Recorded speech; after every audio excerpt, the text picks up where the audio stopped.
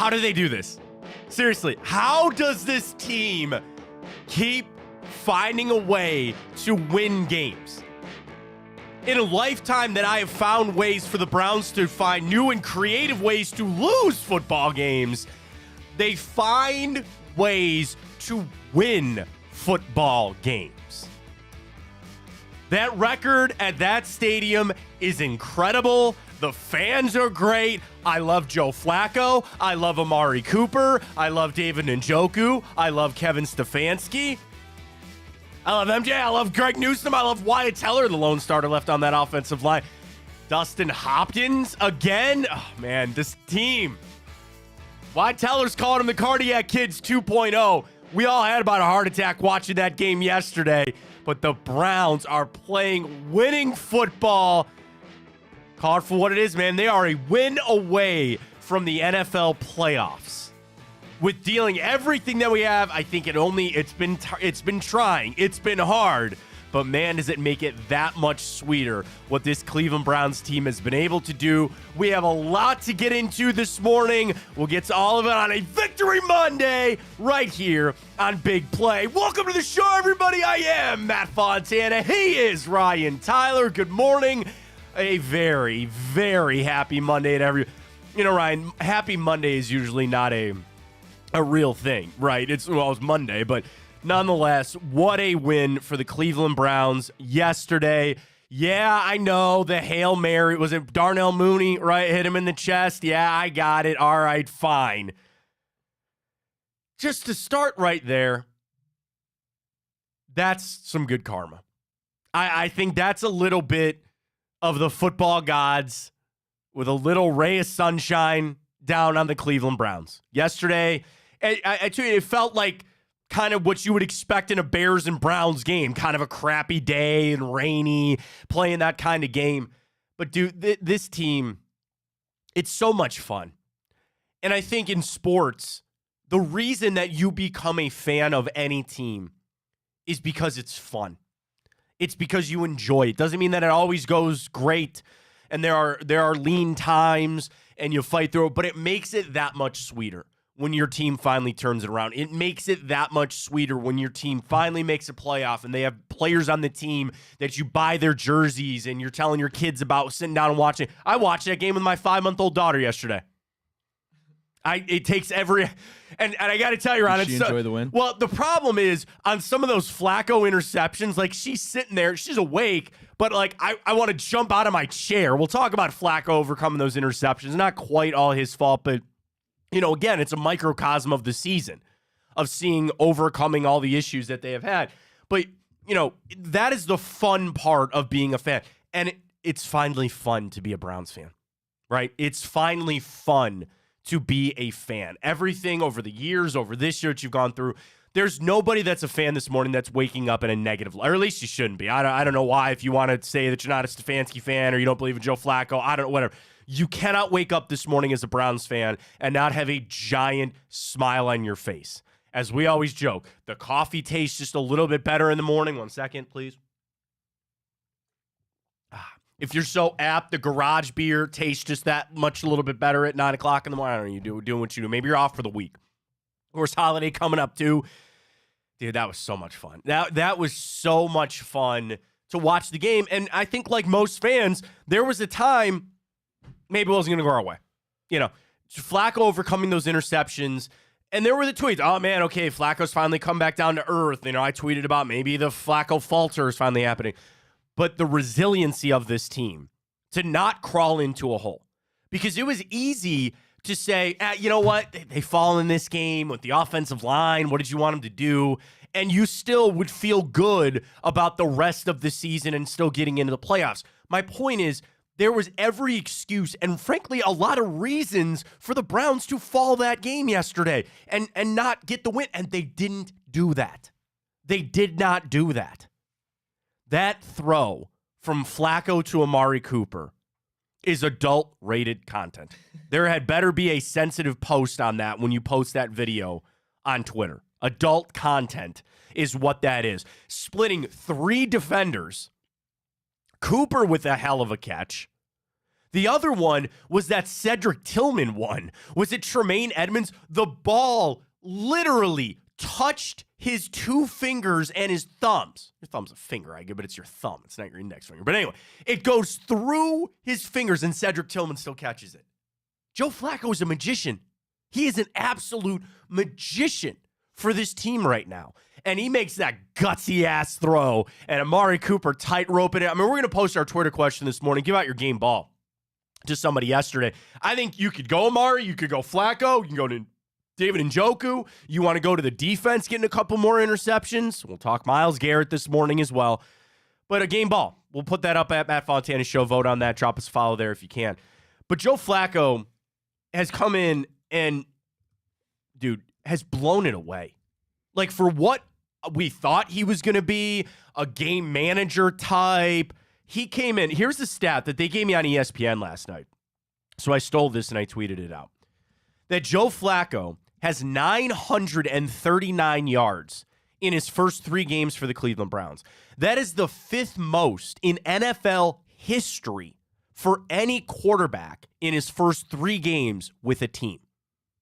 That's rookies, that's veterans, that's anybody. The first 3 games of any quarterback on a new team. That is the 5th most passing yards in NFL history. I know Reflog with his new account, by the way, free Reflog worked. Elon finally came to his senses there. So Reflog tweeted this out. Joe Flacco's got more touchdown passes already than Kenny Pickett does. I know Pickett's out, but 12 games for Ken Pickett. For a second, Matt, I thought you said Elon Musk tweeted that out and not Reflog. Oh, no, Reflog got his account back from... I didn't know Elon was a Browns fan. Hey, man, we'll welcome him on in. Use some money for the stadium there, by the way. Raj Goodell in town. You know what those conversations were about. Maybe we'll get into that later. But we'll take the money. Elon, you want to be a Browns fan? Would he supplant... Who do you think the most famous Browns fan of all time is? Like Drew Carey, Condoleezza Rice? I don't know. What are you thinking? Well, you know who I don't think it is. Yeah, I know you don't think it's Brad Paisley. People weren't happy with that take. What do you want? Okay, fine. He's a Browns fan.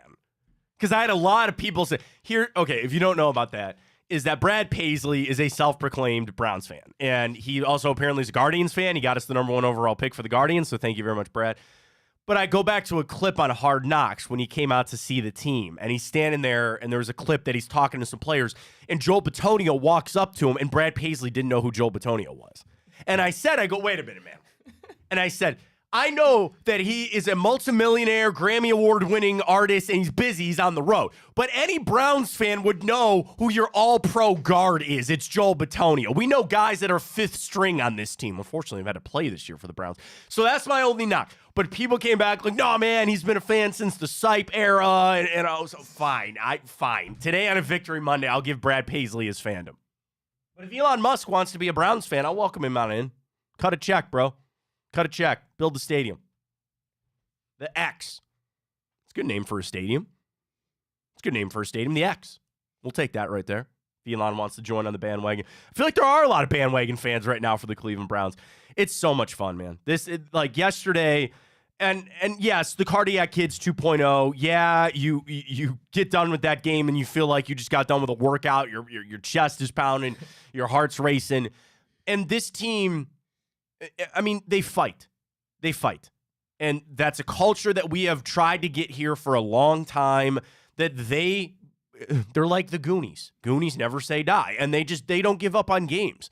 And they find ways to get a win. Now, yesterday, is the Chicago Bears. I know they won 3 out of their last 4, and they're a good team. I think they're not a great team, but they're pretty serviceable, I think, with Justin Fields.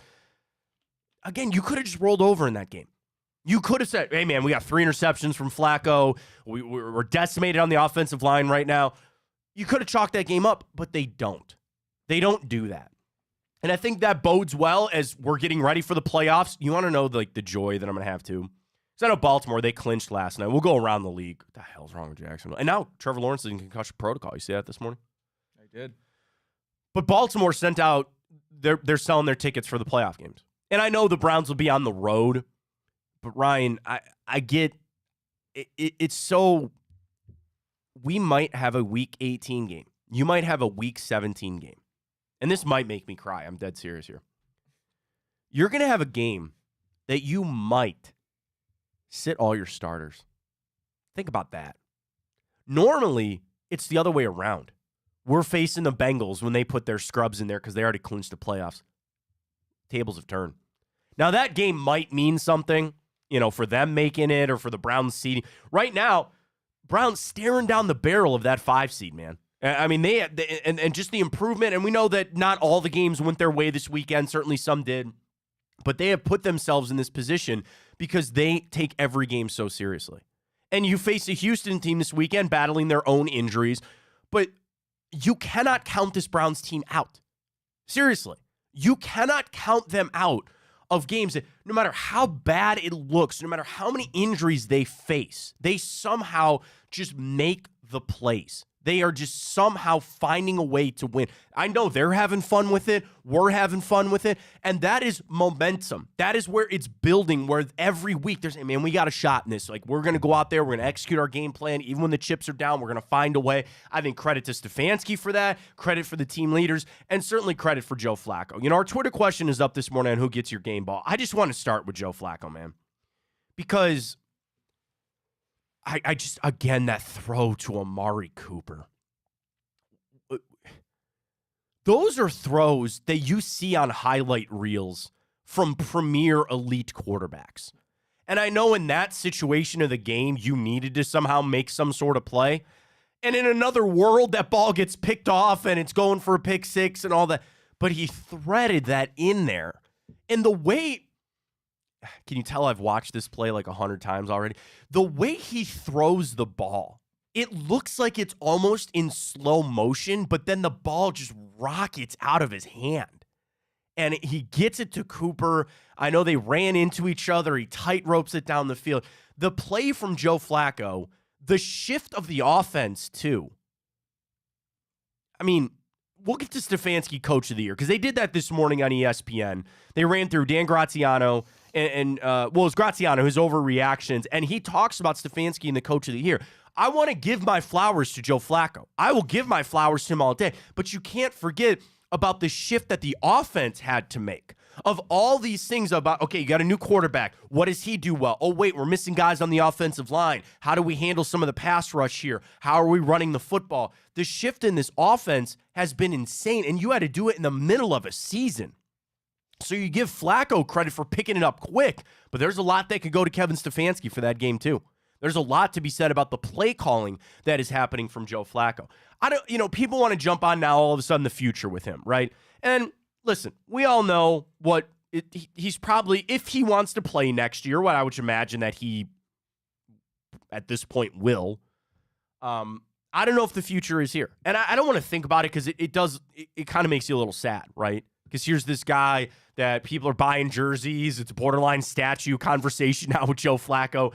And, he's probably, him and Donovan Mitchell. Okay, stop.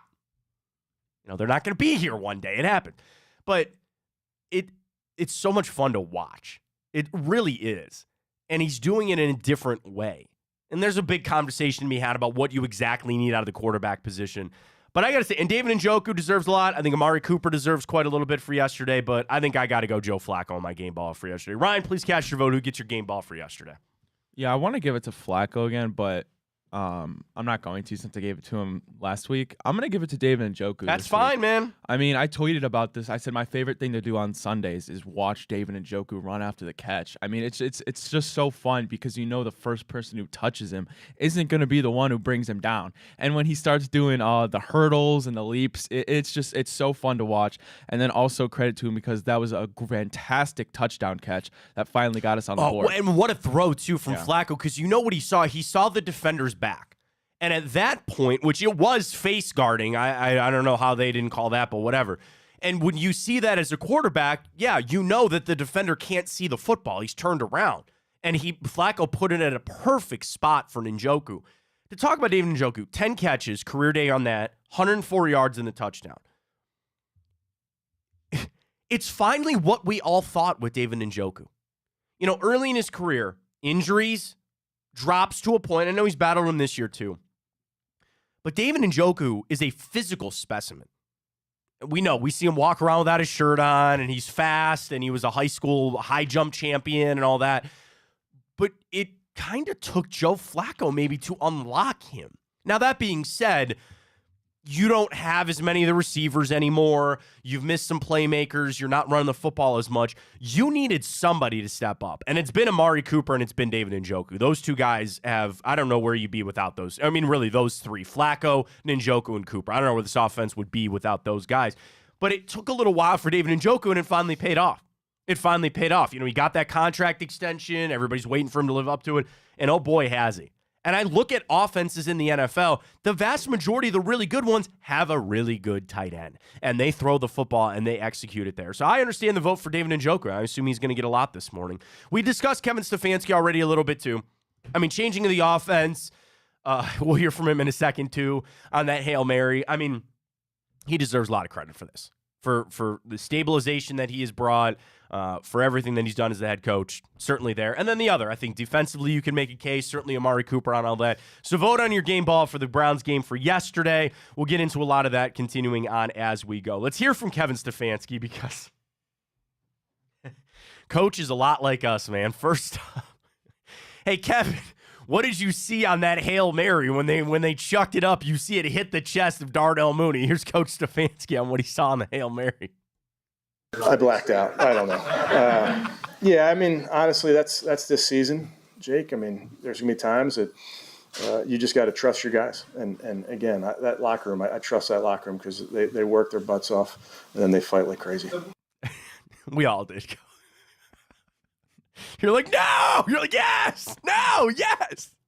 D'Anthony Bell picking it up. Do you want to know the other fear that I had instantly? Because he brought it out of the end zone. I know, yeah. I had a fear that he was going to, not even so much fumble it. And I know a safety wouldn't have mattered, but that was my worry because he, fell backwards. I was like, oh, my God, I'm going to call that a safety or some freaky, stupid rule or something like that. But you saw it hit his chest. And we know it's a game of inches. We know that sometimes plays like that, it just happens. I think that's good karma, man. I think that's just a little bit coming back for the Cleveland Browns. Here's more from Kevin Stefanski talking about Joe Flacco. Again, another stellar day, 28 out of 44, 374 yards. We know the three interceptions. He was also sacked 4 times. So the stats, not all that great. Made the throws when he needed. Here's Kevin Stefanski after the game talking about his 38-year-old quarterback. Obviously, Joe made some unbelievable throws there when we needed him. I mean, the one to David there at the end on 3rd and 14 maybe, that's very similar, different but similar to the David Bell one the week before. It was hot, drifted, made some room, felt like there was somewhere to loft the ball up, and then Dave Njoku did what Dave does, and he went and made a huge play for us. But yeah, Joe. Just can't say enough good things about how he played in that fourth quarter and leading that football team. Stefanski mentioned it there, and we discussed it on that David Bell touchdown, but it's true. Flacco's got a little foot in him. You know what I mean? It's not that he's running a lot, but he's able to he just knows when to move the pocket a little bit. He knows when to take those 4 or 5 steps out to his right and make the throw that he needs. It was funny because I was having a conversation with somebody about this yesterday. After the game, they're just electric, and everybody goes. The conversation was about, are they going to figure out Joe Flacco? And I was like, bro, they've had 16 years to figure out Joe Flacco. He's been in the league for so long. This looks like an even different version of Joe Flacco than we've seen in Baltimore. And granted, we saw him twice a year, but I mean, the fountain of youth there for Joe Flacco. God, I wish he was just 8 years younger, man. You know what I mean? And it gets into the Watson thing, and it gets into the, all right, what do you need here? And I think the thing with Joe Flacco that has shown me is this. Yes, he's throwing incredible. He's making the plays. Really, there's no substitute for accuracy. And you hear coaches talk about that all the time. About being accurate with passes. And it's not even just so much of in the bubble of what was your completion percentage on the year. It's that throw to Njoku on the touchdown where you got to put that high in his position, that throw to thread the needle. Accuracy has so much to do with timing.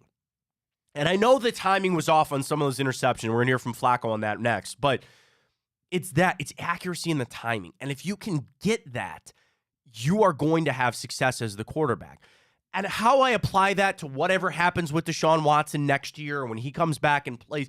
But it just shows me it's like, just do what Joe Flacco is doing. I'm not wishing this season away. We got 3 games to go in a playoff game that I'm super jacked about. But I watch Joe Flacco play and I go, I shouldn't say this, or I'm going to say it anyway. It can't be that hard, right? It can't be that hard.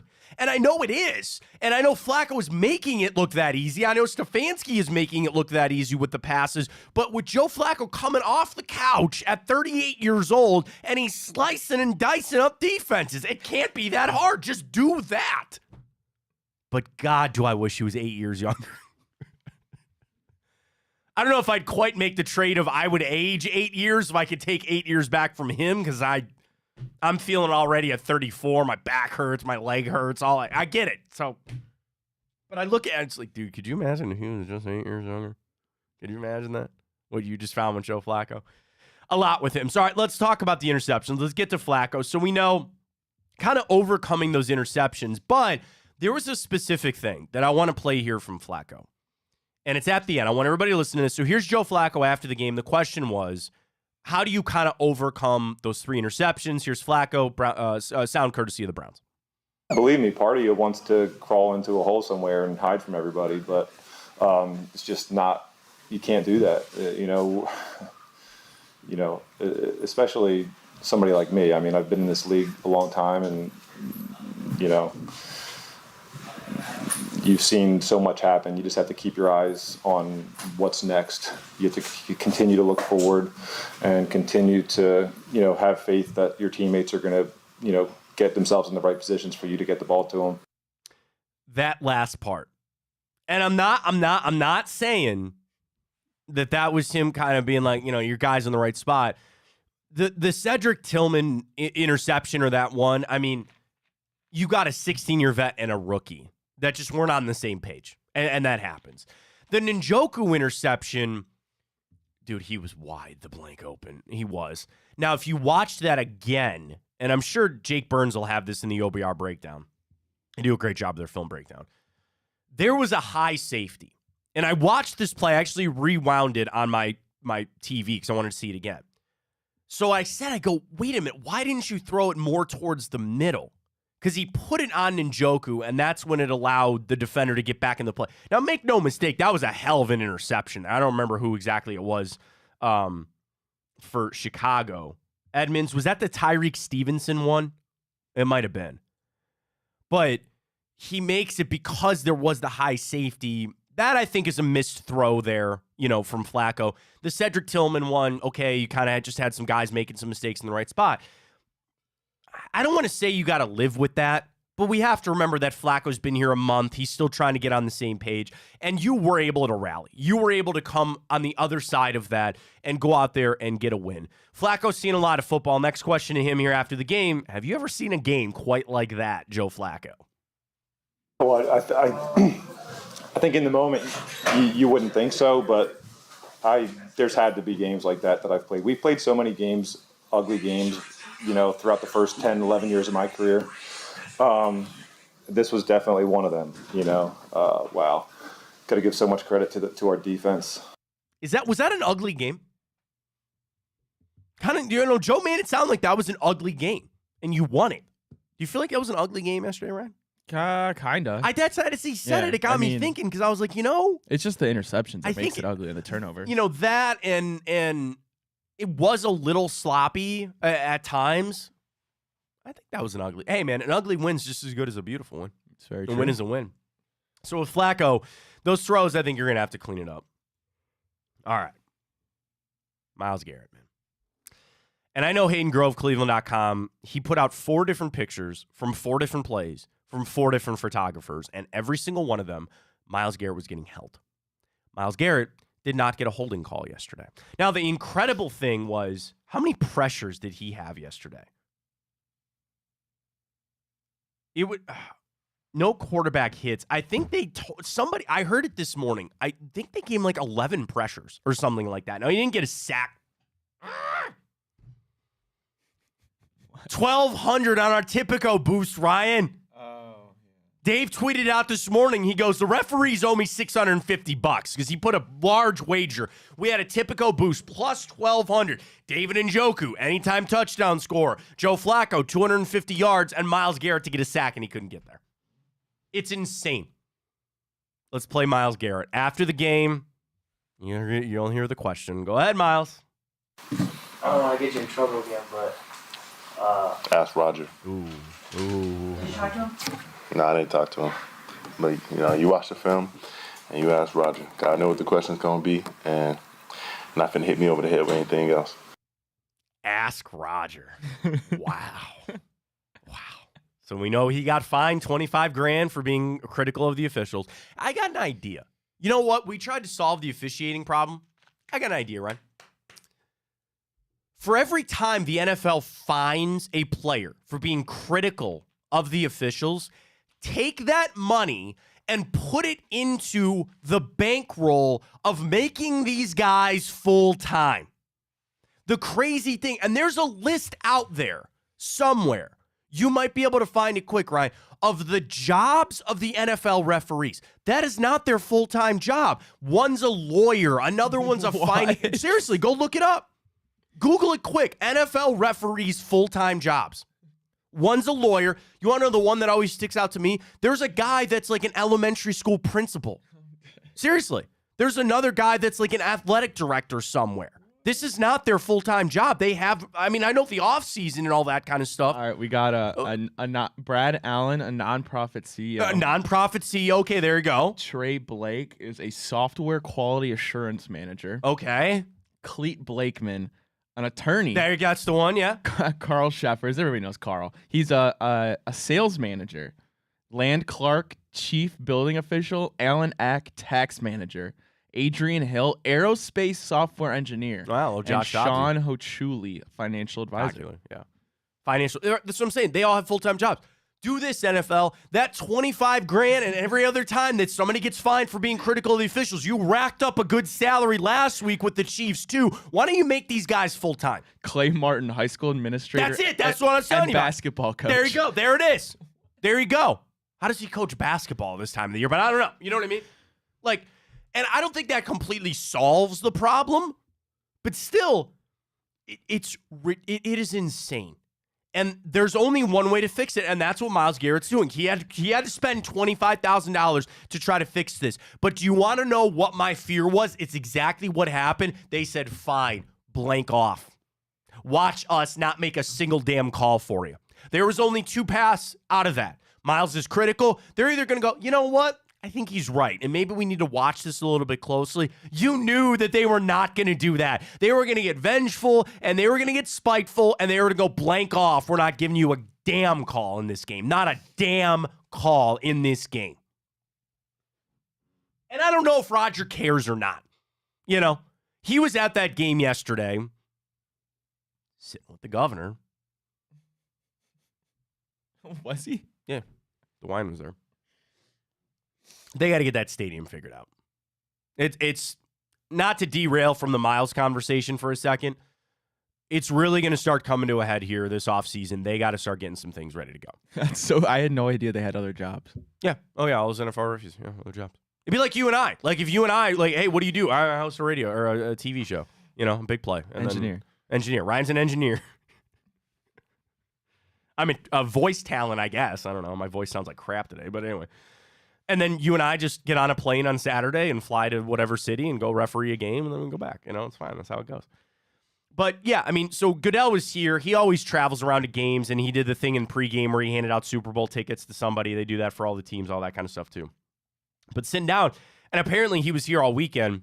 They're having those conversations about the stadium. That's the next big thing. The NFL is super invested in this. Baltimore just got a big chunk of money to go get their stadium redone. All those questions kind of are still there on what the Browns are going to do. But make no mistake, that was a big reason why Rodgers was there. So now here's the thing. Rodgers is going to hear that. He's going to hear that from Myles Garrett. Will it do anything? I don't know. Because for the NFL to change something about the holding calls on Myles Garrett, you know what they first have to do? Admit their mistake. You can't remedy a mistake until you admit that you have one. And I don't think the NFL wants to do that. They'd rather sit in this bubble and go, we officiate the game equal. You don't. You don't. And the thing is, Myles Garrett, it's always been that way, but he's bigger and faster and stronger than almost everybody that he plays. He's going to beat them, and the only way for them to stop him is for them to tackle him. And they don't call it. I truly do not understand why it's this unequal. There is such an inequality going on with Myles Garrett on that defensive line. And it doesn't matter who they play. It doesn't matter which referee. And the thing is, I feel defeated about it because what else can you do? There's nothing else. They have brought attention to it, and the rest of the who cares? The NFL's obviously not going to do anything about it. And I give Myles credit for taking the high road there. Well, mostly because he's probably protecting his bank account. But that's something that it's frustrating me, and I don't got to deal with it. Imagine how Myles feels every Sunday. He's fighting through this shoulder injury, and he's just getting held every play, it seems like. And they're not going to call it. They got to do something. And I don't know what. I really do not know what when it comes to that. Speaking of doing something, oh my God, that offensive line. What? So Joe Bitonio leaves because his back locked up. I mean, what are you going to do? And then you lose Nick Harris in that game too. Wyatt Teller, I don't know, bless Wyatt Teller this week, man. He's the last man standing. That offensive line has been ravaged. And I'll tell you this, I'm going to start operating this week that Joel Bitonio is not going to play this weekend. It sounded like he was really struggling after that game. And anybody that's had a back injury, when your back goes out, that is not a couple-of-day fix. So I'm a little worried about Bitonio having to miss this game. And the issue is there's no help coming. There's nobody else coming off IR to help you. You assume and believe that Ethan Posick could get back this week. But even then, that's 2 of your 3 starters. That's it. Or I'm sorry, you're missing 3 out of your 5 starters. You only have 2 of your guys out there if Ethan Posick gets in there to play. Stefanski shouted out Bill Callahan and Scott Peters, and they have done a fantastic job. But Ryan, those offensive line injuries are insane for what the Browns have had to deal with this year. There's a magnet in that room somehow that's attracting injuries. You can't afford another one. I want to know what the statistic would be is if the Browns had 5 backups. I don't want to see it. God help us if that happens, but whew, the fact that they've had to overcome that on top of everything has been insane. Part of that is Kevin Stefanski for Coach of the Year. Let's turn over to ESPN this morning. And judging from Dan Graziano, the biggest overreactions of Week 15. We'll run through all of them because I think it's a lot of fun to do. But number 1 this morning. Is it an overreaction that Kevin Stefanski should be the front runner for NFL Coach of the Year? Graziano writes, Browns improved to 9. I'm cherry picking here. They improved to 9-5. They got a little bit lucky, sure, but a win is a win. Browns have 9 of them in spite of starting 4 different quarterbacks, weather the storm of Chubb and Deshaun Watson going down. In spite of all of that, Cleveland occupies the number 5 seed in the AFC playoff picture with 4 games to go. Is it 4? I thought we only had 3 games to go. We have 3 games to go. That's what I thought. Yeah. Typo. They have the same records as the Chief, for goodness sake. Is it an overreaction that he's the front runner for Coach of the Year from Dan Graziano? That is not an overreaction. Excuse me. He writes, there are plenty of candidates, don't get me wrong. In no particular order, you can make the case for Shane Steichen, D'Amico Ryans, Dan Campbell, Mike McCarthy.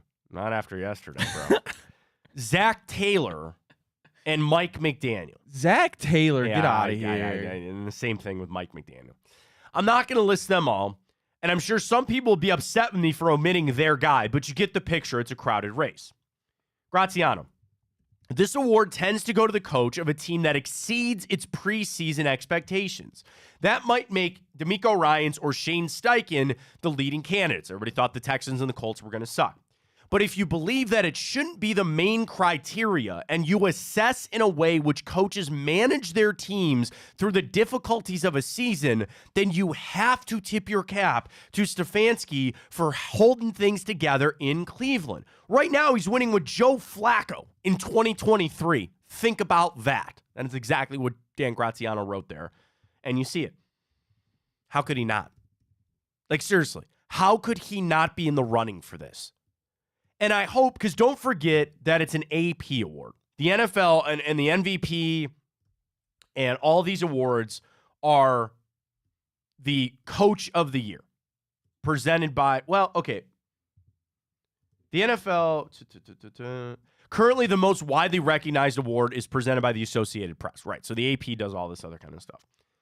So with the AP writers, when they sit down and they look at everything, that's where it can be a little jaded. And I respect the hell out of all the AP people. Like Tom Withers is in town. I love Tom. He's one of the best to do it. He covers everything here in Cleveland. But all the AP writers, majority of them are, stationed in a city and they kind of focus more on that town. So that's where it's easy to get those votes when, yeah, you take a crappy team and you turn them around because it's sexy, it's easy, it's all that other kind of stuff.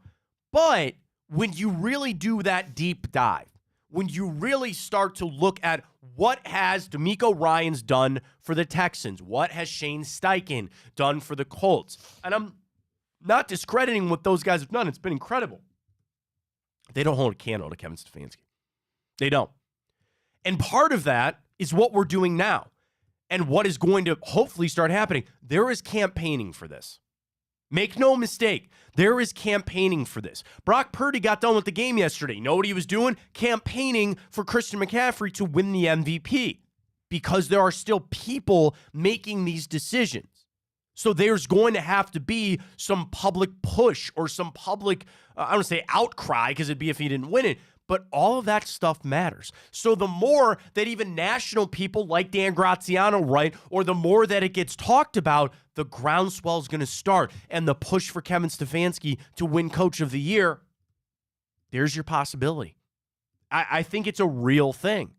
And maybe we'll post that as our 2 for Tuesday tomorrow. Do you believe that Kevin Stefanski is the front runner for the Coach of the Year? We'll save that for tomorrow. Remind me of that.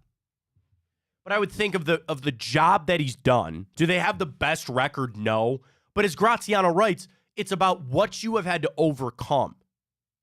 And the fact that he is a direct impact to what they've done on offense, he calls the plays. If you wanted to sit there and try to poke a hole and say, oh, maybe if he wasn't calling plays, I think that would hurt him. Add that on. He's had to change the offense. If at very worst, he's had to change the offense for 4 different quarterbacks this year. Now, I know 3 of them have similar skill sets, but one of them was a journeyman. The other was a 5th-round rookie, and now you got a 38-year-old Joe Flacco that is not setting NFL records, but again, the 5th most passing yards in NFL history, the first 3 games with any team. Joe Flacco has that because Kevin Stefanski is calling the plays. We'll start this push right now, man. I'll start this push for Kevin Stefanski to win Coach of the Year. I know he doesn't care. I know it's about winning, in the playoffs and getting there. And I think his job is as secure as it could be at this point. That's certainly quieted down just a little bit, didn't it? You got no legs to stand on if you try to sit there and, it's really not doing all the great of that job, right? If he wins it, he would win 2. You want to run through all the coaches that have ever won 2? Sure. Coach of the Year.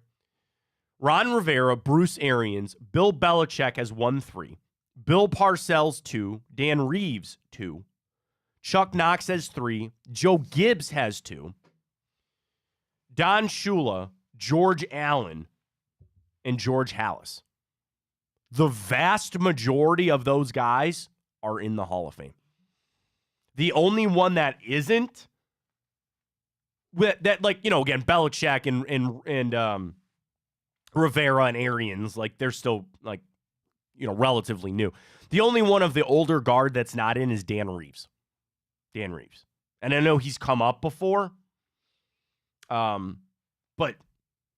that's a pretty damn good list to be on. I don't think Ron Rivera's a Hall of Famer. I don't think Bruce Arians is a Hall of Famer. But if Kevin Stefanski could win it again and win the second one again, think about that list. Andy Reid doesn't even have 2. Like, that's another crazy thing. Andy Reid only has 1. Do you realize that he's not won Coach of the Year since he's been in Kansas City? Isn't that a little crazy? I also think that it's borderline criminal that Kyle Shanahan has not won one yet. Shanahan's like a dark horse in this thing a little bit. You have the best team in football. And that was pretty apparent. I mean, I know they just kicked the crap out of the Cardinals yesterday. And it's the same thing with Purdy and Christian McCaffrey, the MVP. You have all this talent. Sometimes that hurts you in that school of thought. But I mean, Kyle Shanahan's really good. I continue to say I think there should be an AFC and NFC Coach of the Year. I just think that they should divide that up. But I think Kevin Stefanski is certainly in the conversation. According to Dan Graziano, he is the Coach of the Year. Let's also turn over to ESPN. The game recap talking about the Cleveland Browns comes from our friend Jake Trotter. First up, biggest question. How are the Browns overcoming these mounting injuries? For 3 quarters, it appeared that the Browns, banged up, were toast. But then a number of backups came up with huge plays. Cam Mitchell tripping up Justin Fields. Marquise Goodwin on the 57-yard bomb. Flacco getting to the field goal. And then Alex Wright with that big stop on Tyler Scott following that possession to force a punt. Without its backup stepping up, Cleveland doesn't come through with this stunning victory. Stock up after the game from Jake, David Njoku.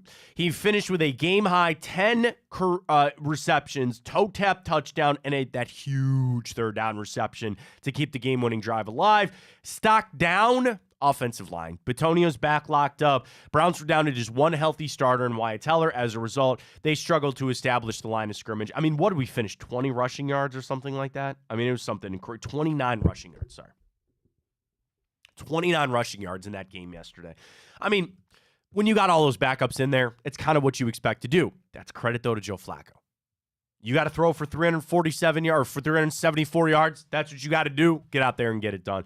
Final thing, the grade from CBS Sports. So they grade every single team from every single game. And this comes from John Breach. Send him your thoughts. He gave the Browns a C+ for that game. A C+. You're right. The Browns got the full Joe Flacco experience on Sunday. He almost gave away the game with 3 interceptions, including that pick 6. But he also showed up with some fourth quarter magic. 212 yards and his huge quarter in that quarter, scoring 13 points in the Dustin Hopkins game-winning field goal. Flacco seems to have quite the connection with David Njoku and his 10 catches, 104 yards, and the touchdown. Browns defense also deserves a lot of credit for the win. Things that could have gotten out of hand with Flacco's turnovers, but the defense made sure that didn't happen. Justin Fields was bottled up where he was sacked 3 times and being held to under 200 yards of offense. This is a Browns team that has perfected the art of winning ugly, but they're winning, and that's all that matters. Why do you give them a C+ then? And on the other side, he gave the Bears a C. They lost. They lost. How did you give the Browns a C+ for that game yesterday? Was it ugly? Yeah. Did they win? Yeah. It's not always going to be that way. I shouldn't get that upset about it. That's bull crap. That's bull crap. A C+ for that game yesterday from John Breach on CBS Sports. Come on. I don't know. I'm not familiar with this Mr. Breach. Oh, we'll get familiar with him. Send him our thoughts. He got a Twitter? The DM's open? I don't want to do that. He does. The DM's open? At John Breach. Okay. Send your angry tweets his way. Browns don't deserve that, man. Come on now. Let's get back to our Twitter question. We'll get a lot of responses for some other guys on this one. So our question this morning, drop us a follow at Matt Fontana Show. Who gets your game ball for yesterday? Stefanski, Flacco, Njoku, or other? Overwhelming for the Chief. 44% for David Njoku, 27% for Kevin Stefanski, 23% for Flacco, and 6% on the other.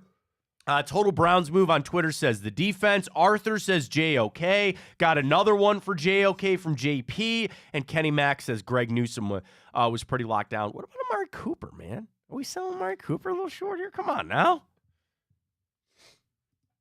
That toe tap was pretty good, man. People are selling Amari Cooper short here a little bit. I'm a little upset. I thought there'd be more Amari Cooper votes in there. Nothing? No, No? I mean, I don't know. I gave mine to the Chief. I guess I mean the positive is that there's multiple guys deserving of it. There are multiple guys that are able to do it for the Cleveland Browns right now. When you think about where this team is at right now, it's kind of nice too. You watch tonight, and I know we played Seattle. I don't think that really will have a giant impact. But you sit back. We're gonna go around the league coming in about 15 minutes. But the Browns they control their own destiny, as we know. And now you look at it, where Houston, which you assume they're going to get C.J. Stroud back. But, bro, I will tell you, I know they had to put Case Keenum in there, and I know Nico Collins was out. They don't look the same without Tank Dell. And I think they're a little suspect. I really do. So you're going down to Houston in a game that if Stroud plays, I'm going to play typical sportsbook manager here. I'm going to say that's going to be a 3 for Houston, favorite in that. But you believe that's going to be a big win. The Jets, done, officially eliminated yesterday. They're not bringing Aaron Rodgers back. They better not bring Aaron Rodgers back. And I don't think they will in 2 weeks for Thursday Night Football. And you got the Bengals, man. You have put everything into your own power and in your own hands to clinch that 5 seed. And that's the thing, man. We're not talking about backing our way into the playoffs. We're not talking about, another team lost it, so we made it. The Browns deserve this. And frankly, so do you fans out there. We all deserve this. We've gone through a lot. It's been a really hard season. And Sunday, it just brings you so much joy, doesn't it? You just have a smile on your face when you sit down, especially, thank God for the 1 o'clock kicks, right? You just sit down the rest of your afternoon. It's just a joy. Putting the kids to bed ain't so bad anymore. You're waking up on it just feels so right for this team. And you believe the supreme confidence that they're going to finish this thing on out. Where it goes from there, dude, I will just take the playoff appearance. And I know right now, if it lined up, I think you're facing Jacksonville again. Well, all right. Talk about suspect. Well, all right. Well, all right on that. Here's the interesting thing. No matter how it lays out, you're facing the winner of the AFC South. I think Baltimore's going to get the number 1 seed, and then Miami and Kansas City, they'll flip between 2 and 3 as the division winners. You're going to get Jacksonville, Houston, or Indianapolis. And I'd feel real good about all those games, man. Wouldn't you? Yeah, I would. Now the second round, if you get Baltimore, or if you get one, whatever, that we'll cross that bridge when we come to it. I get Flacco beating Baltimore. but would wouldn't that not be a freaking movie, man? Would that not be a movie? Oh, Harbaugh would be beside himself. If he went to M&T Bank Stadium, where they will put him in the Ring of Honor, he might cost himself the Ring of Honor, Ryan. It's fine. If he went in there and beat them, we'll put him in ours. That's Screw fine. that. We'll put him in ours. Come on, Joe. Yeah. Would that not be poetic justice? If we somehow face Baltimore in the divisional round and oh my God. NFL would so love great. that. That'd be so great. Got to get past your first playoff team, that's for sure. And you still got 3 games to go. I'm sorry. I am just right now living in a world that this is good. We're good. We're going to make it. I think you're talking about at least 10 wins. Kevin Stefanski, his 2nd winning season as a Browns coach. Do you know the last time that happened? You know the last Browns coach to have a 2 winning season? 2 winning seasons? Oh, God. No. Marty Schottenheimer. Wow. Marty Schottenheimer. It's the first time since 2013 that the Browns had 2 receivers with 100-plus yards. In a game? Really? Yeah. You want to know what?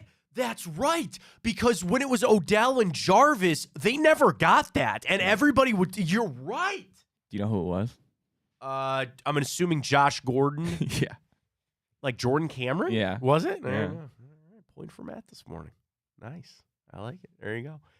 I mean, it's crazy. And I sit back and we're good. Well, they'll get a win. I don't know when it'll be or where, but they'll figure this thing out and kind of get it fixed up. And again, dude, to be able to sit down and say that we might have a Week 18 matchup where we just sit there and you just rest your starters, we'll see. All right, a lot of other things. I just want to touch on some random quick things before we go. We'll get to around the league at 10 o'clock. I didn't send out Good, the Bad, and the Ugly yesterday. I'll do it this morning. I had to jump on ESPN. I was on ESPN National last night, so I didn't have time to do it. So we'll get to that coming up. A couple things to run through. Number 1, Pro Bowl voting is out there. I know a lot of people. How serious are you on Pro Bowl voting? There are people that I know, like every single day, they're sending a retweet out for Pro Bowl voting. Never done it. Really? I've never done it. I voted for the MLB All-Star game like once in a while. Pro Bowl voting, I mean, it's kind of, the Pro Bowl is useless anymore. All Pro is what really matters, but Pro Bowl voting is out there. I know Myles Garrett was leading. I know Dustin Hopkins was leading. Obviously, a big push there for Wyatt Teller. He deserves to go to that as well. So Pro Bowl voting is going on around that. Dude, the Cavs. Oh my God. I mean, it's a great victory Monday, and they got a really nice win over the Hawks on Saturday. They're back in action tonight. We'll do our typical boost coming up. Don't forget about that, right? Who am I forgetting? Who we got tonight? Oh, the Rockets. Cavs are 3-point favorites. Write that down. I'm going to put that down as one of our legs. Cavs -3 for tonight.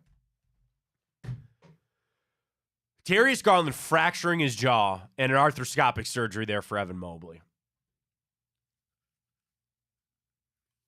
Maybe we'll get Danny Cunningham back on this week. Talk Cleveland. I don't even know if we're able to. Sorry. We'll talk to maybe we'll talk to Danny. I don't know. I got to figure that out. Anyway, regardless, dude, because then it just when that news came down on Friday for the Cavs, everybody jumped. Oh, it's time to trade Donovan Mitchell. It's time to move on. You basically have 6 weeks, right? I don't think I don't think Darius Garland's coming back in the 4 weeks for a wired shut jaw because he fractured it. I think it's going to take some time for him to heal and then get back up to game speed, and certainly for Evan Mobley. 6 weeks will tell the tape. If you can keep it around 500 for that time and try to keep in the playoff hunt, we'll see. But it's going to be a lot of pressure, man. And I'm sorry I do sit here and I say it. I don't want to chalk the season up now in December. But that is, again, today's a great day. It's a Victory Monday. Ryan, that is the kick to the boys of all kick to the boys. We were already kind of teetering on this where you're upset with JB, you're upset with how they're playing. Now you lose Mobley and Garland. I think that conversation will be too much at one point where you're eventually going to have to seriously thinking about trading Donovan Mitchell. Oh, God, I don't want that to be a thing. I really don't.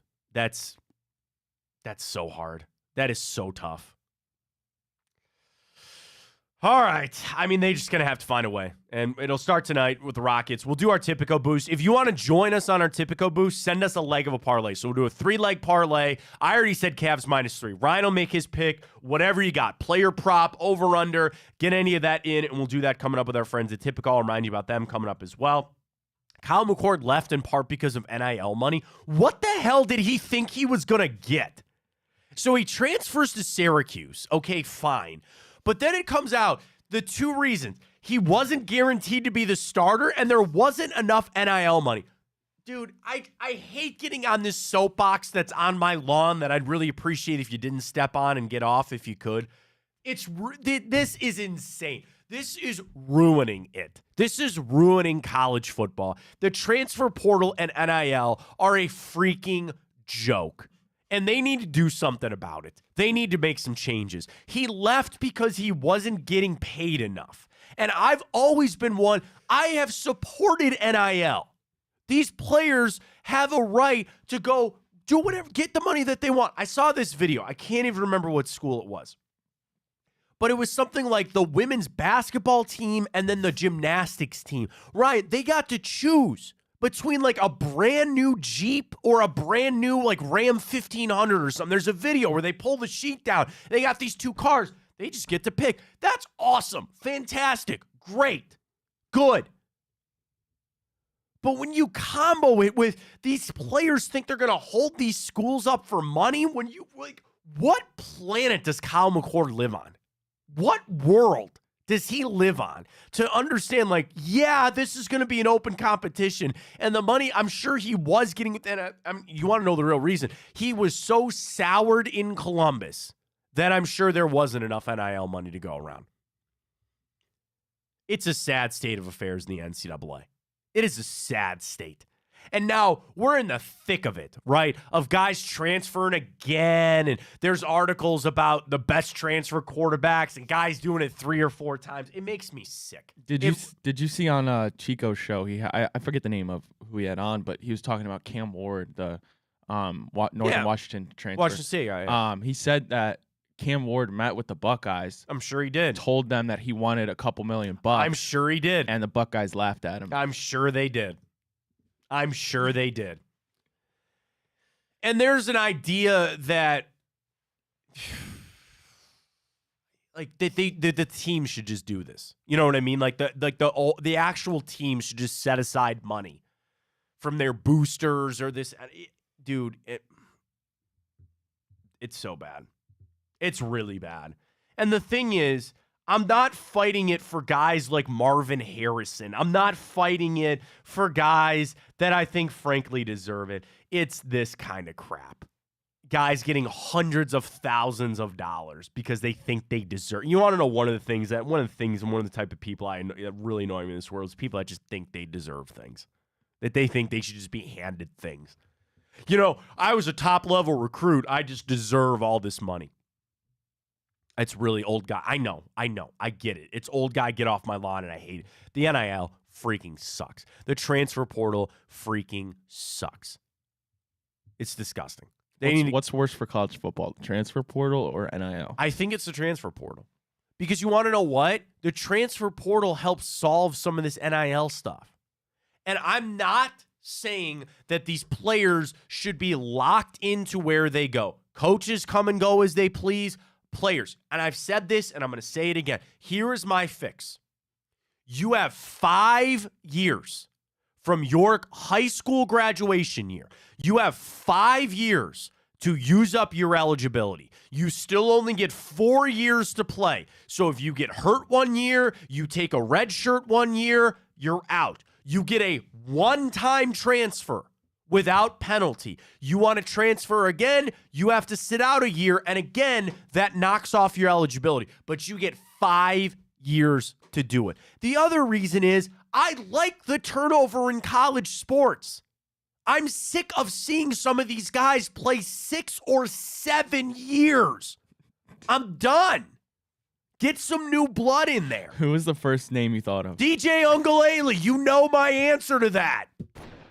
That's a shot, Matt. I'm sorry. He's the first guy I thought of.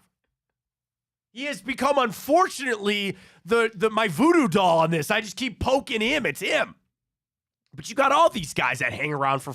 And you know the problem is, too, as like part of college athletics is sometimes you got to wait for your opportunity. Sometimes you got to wait. You show up on campus and there's a senior at your position or there's a junior and they're the starter and you wait for your time. And then it's finally your turn. You waited the 2 years and now you're finally ready to start. And you're so excited.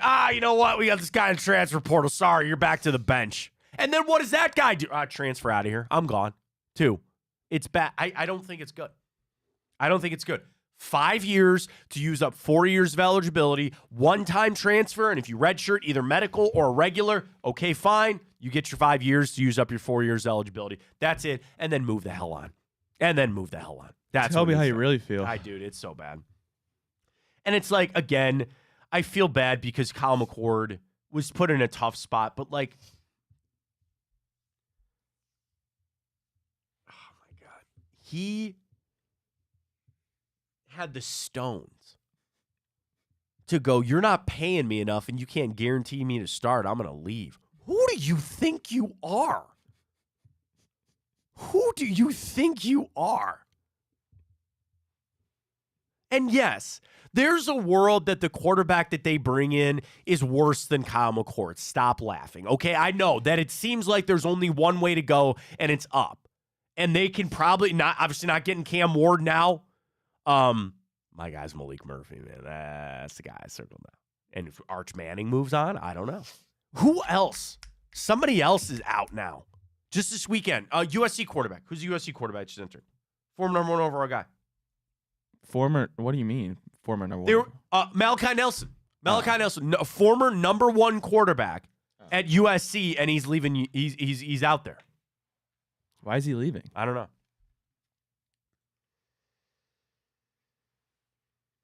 USC quarterback Malachi Nelson, the number 1 recruit in the 2023 class, told Trojan staff that he's entering the transfer portal. You know. Here's the other thing: is he doing that just to get more NIL money?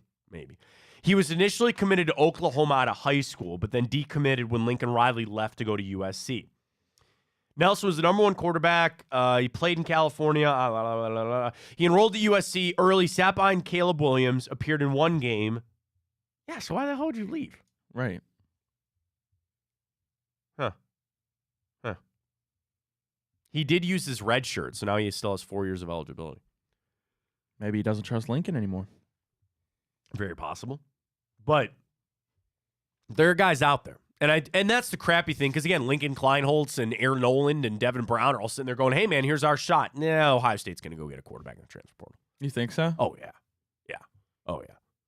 Cam Ward, I thought, was legit. But, yeah, if he's going there asking for $2 million, yeah, good one. Okay. Bye. And there's going to be teams that do it different ways. Ohio State is one of those teams that can say, dude, we're Ohio State. We mean you mean a little less to us than we mean to you. Like, we're a little more important to you than you are to us. And I appreciate them for not getting down in the nitty-gritty of it. You know, they're not ones that are diving and going, yeah, we'll give everybody all the money that we can. I think they're going to get transfer portal guys, what they do. All right, I'm sure there's some NFL teams that wish there was a transfer portal. Wouldn't that be cool? I mean, I guess it's free agency, but still, like, there's some quarterbacks out there that are not good, Bob. Not good. The Atlanta Falcons. Oh, my God. How? Did I pick them? I Why do I feel like I don't remember? I swear I almost called Moneyline or something. We had some pushes. Oh, this no, I weekend. didn't, because I was like, oh, I have to bet on Desmond Ridder. We both took Atlanta. Those rat dogs.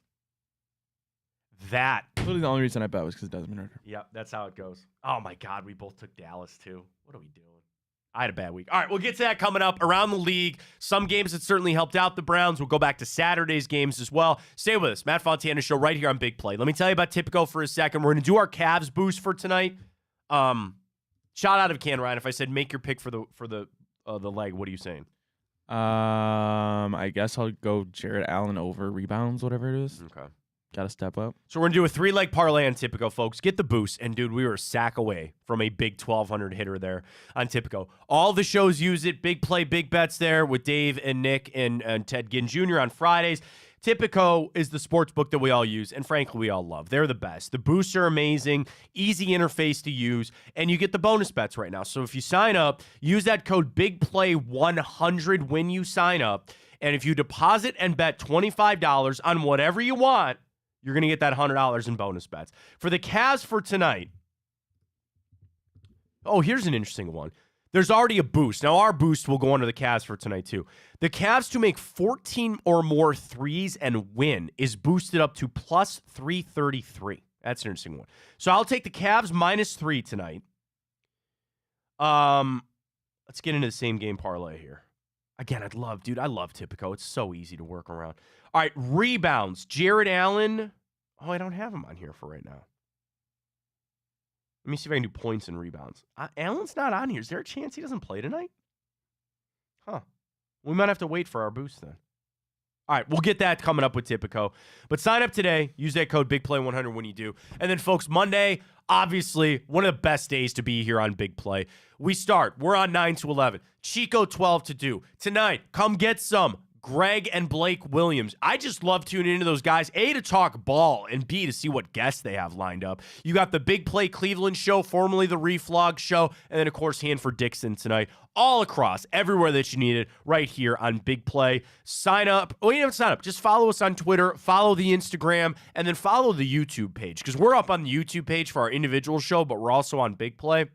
You can get us anywhere you want, and then also the iHeart app, so it's all there. And I'd be remiss at this point to say that, Bruce Drennan's radio show came to an end. And obviously, I first met Bruce over at KNR.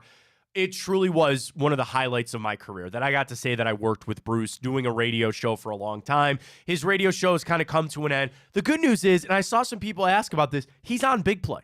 You're going to get bonus time with Bruce Drennan every Wednesday. Ryan is a part of that show. So, shout out to Bruce. I love him very much. He's the best. And he's going to be, I really think maybe a little bit more coming on Big Play with Bruce Drennan. We'll see. Think we should recreate that, right? What recreate? You, me, and Drennan do something? Hey, I'm I here. have some time coming up. I'm here. Maybe we pitch that to the higher ups. Maybe we come back with Dren in there a little bit. But shout out to Bruce. I just wanted to say that because obviously he made the announcement this week. I'll be focused more on big play. All right, let's catch a quick break. We're going to go around the league. We'll do that when we return. Fontana Show Victory Monday right here on Big Play.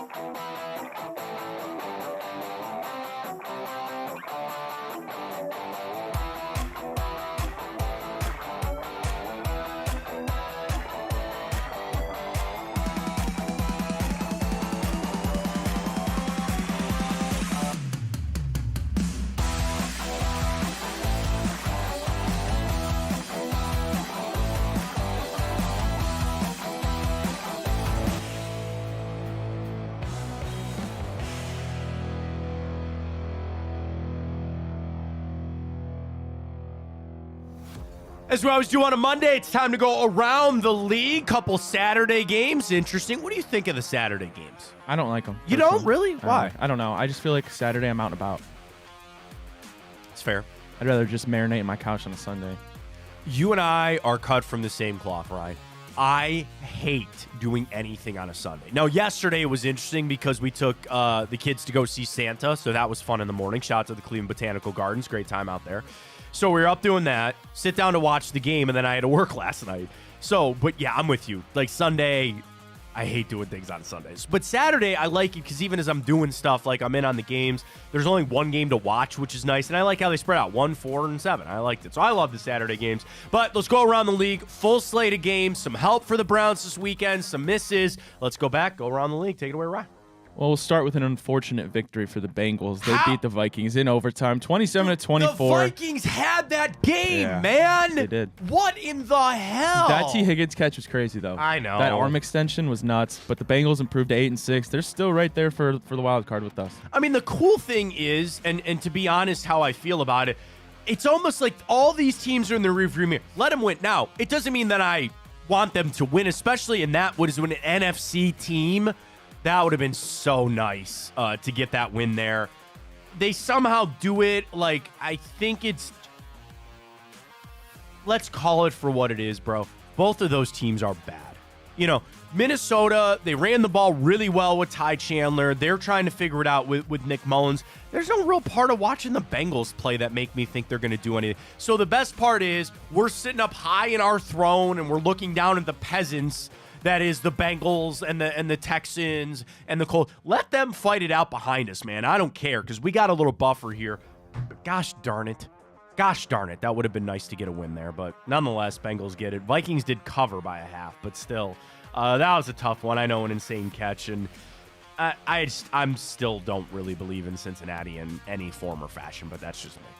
Speaking of bad teams, actually, I take that back. Speaking of awful they're teams, bad. They're awful. The Pittsburgh Steelers drop it to the Colts 30-13, and their offense is nothing to marvel They at. got to go to Mason Rudolph now. They can't run the football. George Pickens is a head case. He's not that's blocked. a problem. They are poop.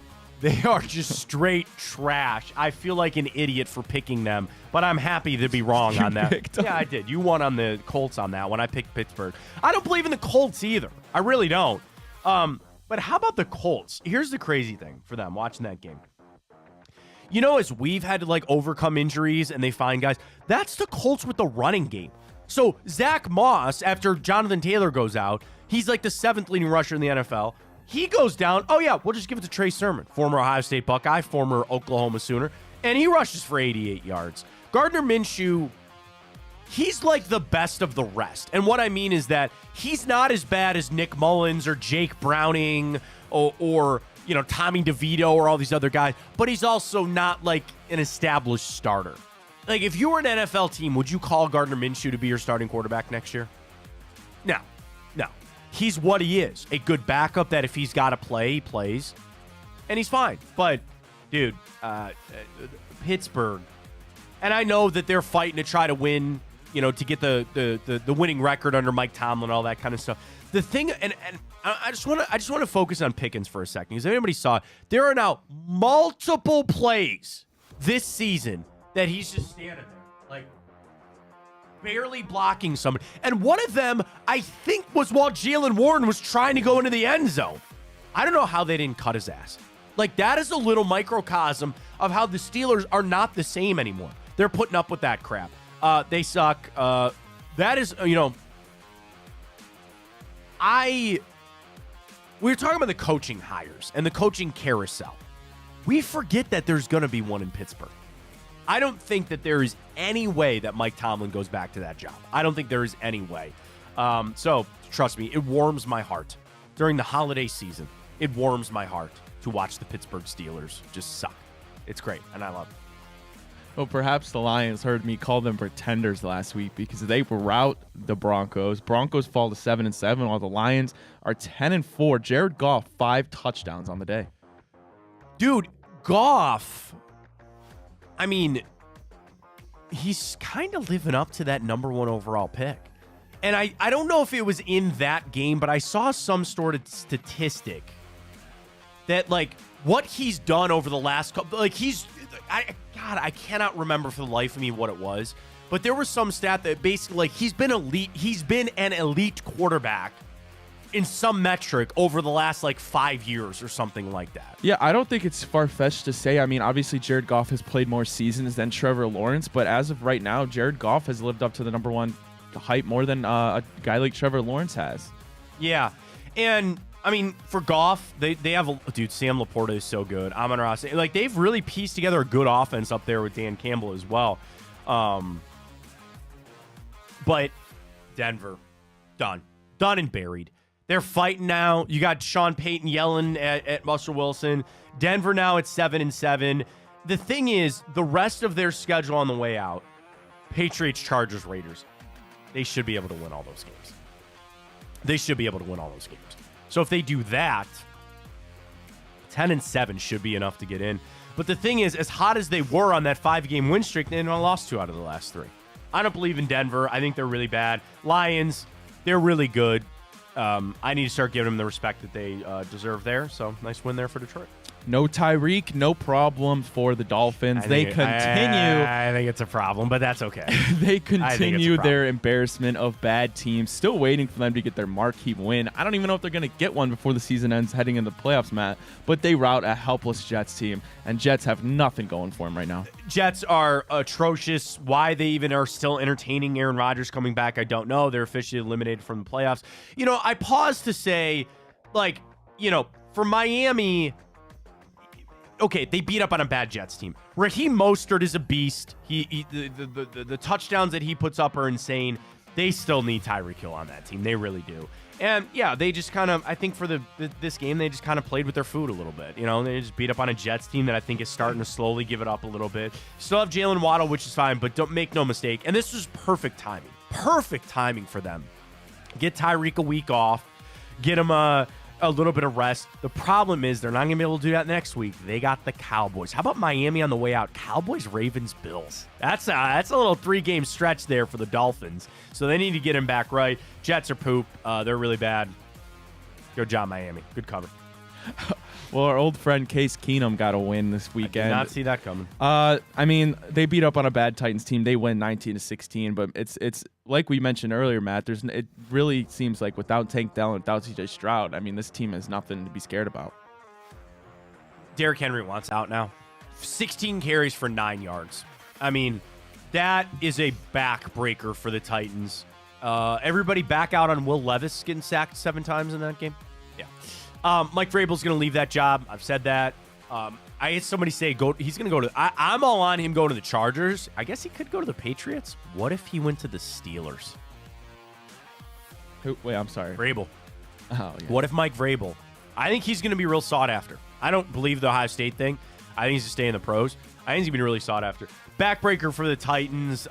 They needed that in the worst way. For Houston, I know we play them this weekend. I'm assuming C.J. Stroud will be back, but they have offensive problems. It's not a shot at Noah Brown, former Ohio State Buckeye, but they don't have very many playmakers on that team. Like Devin Singletary rushed for 121 yards. That's fine. That's good. And give Houston a lot of credit, man. That was a gutsy win for them. They had every reason to lose that game, and they found a way to get it done. What did they kick? 4 field goals in that game? I think they did. 2 bad teams, Houston. Bad teams relative of without C.J. Stroud and Nico Collins and Tank Dell and Will Anderson, who didn't play in that game either, by the way. They're a bad team from that standpoint. So 2 bad teams. Good job for Houston. Matt, have you been keeping up with this Will Levis, Gia Duddy story? No. Do you know who that is? No, I do not. So she's like this. She's like a famous influencer, like very gorgeous girl, and she was Will Levis's girlfriend, and they were together draft night, and that's kind of when she got the attention because everybody saw like, oh, Will Levis's girlfriend. She's beautiful. She's an influencer, and she gained a really big, even more following than she had because of it. However, they split, and people were saying it's because Will Levis didn't get drafted in the first round like everyone thought he was going to. But now that Will Levis has kind of come around and gave Tennessee a little bit of life.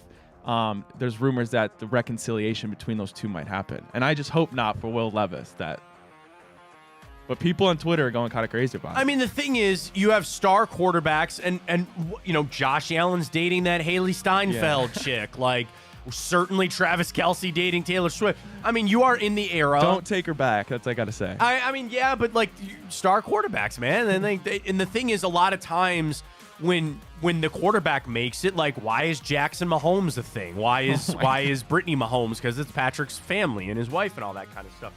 I read a rumor that Odell Beckham was courting Kim Kardashian. You know what I mean? Like, wait, who's Pete Davidson dating now? Is that real? Is he dating like Madeline Klein? I have no idea. I have no idea. Odell, do you really want to go there, man? Do you really want to go to Kim Kardashian? It's a weird world we live in. I guess. It's been a lot of guys. Anyway, congratulations to Daddy Baker, soon to be. He wins 34-20. Of all the words you could have used, man, you had. He's about to be a dad. I know he is. That's. Father Baker gets the win, 34-20 over the Green Bay Packers. God. Hell of a game for him in Lambeau Field, 381, 4 touchdowns. And Matt, we had this discussion. Congratulations to the Mayfields, by the way. Well done. We had this discussion perhaps Congrats on Tampa the Bay sex, has Baker. found Good their job. next franchise quarterback. I mean, I sent a tweet out yesterday because there was a video that he's happy and thriving in Tampa, and I truly mean this. Good for him, man. And I told people save your sneaky or your snippy comments. Like you don't even. Good for him. That's fine. And I said that when he was here. I thought there was a world that Baker Mayfield could be very good at being a quarterback. Does it need to be a system for him? Does it need to be some of these different things? Sure, it's not always going to be just quick and easy for him. He needs a little bit of help, but he can be really good. And you watch what they're doing, and that's good for Tampa. Good for him. They're in the NFC. Let them do whatever they want. I don't care. But I think they got a little something cooking there. I do. That's a bad pun because he's Baker Mayfield. I get it. All right, fine. Sorry. But nonetheless, Tampa's a little bit of a feisty team. Somebody's got to win that division. I still think the Saints at the end of it will get it done. Green Bay's phony. I was gonna ask. Green Bay's phony. Are they done? And I think, okay, Aaron Jones came back. That's fine. They're still missing Christian Watson. They got nobody to throw to. And I think Jordan Love might still be the answer there. But Green Bay, I think, got exposed. For everybody that was singing their praises and jumping on that bandwagon, they got exposed a little bit. I think Tampa could find their way into the playoffs, even like on a wild card. So as it stands right now, Tampa is leading the NFC South, but they have the same record as the Saints. The tiebreaker's on head-to-head win percentage. But the Vikings, Rams, and Saints all are 7-7. If Seattle wins tonight, they're also 7-7. So they're really rooting against Seattle. So then you would look at Tampa, Minnesota, the Rams, and the Saints. One of those teams would miss the playoffs because there's only 2 wild card spots because, Dallas has already clinched one. And I think it might be Minnesota. I would just believe that it might be Minnesota. So how crazy is that, Ryan? That the NFC South, which is the bottom feeder division in football, and they might get 2 teams in the playoffs. That world exists, potentially. Potentially. Good for Baker, good for Tampa. All right, well, speaking of that division, the Saints get the win over Tommy Cutlets and the Giants. Magic might have run out there. They win 24-6. Oh, he's got and some now problems, New Orleans man. right there in the driver's seat, as we talked about. All right, good for New Orleans. For the Giants, yeah, they're not very good. For the Saints, that's a game that's who they should be. 3 touchdowns for Derek Carr. Kamara was their leading receiver. They're a good football team. They didn't have Chris Olave, that kind of. You hear all the drama now with Tom DeVito?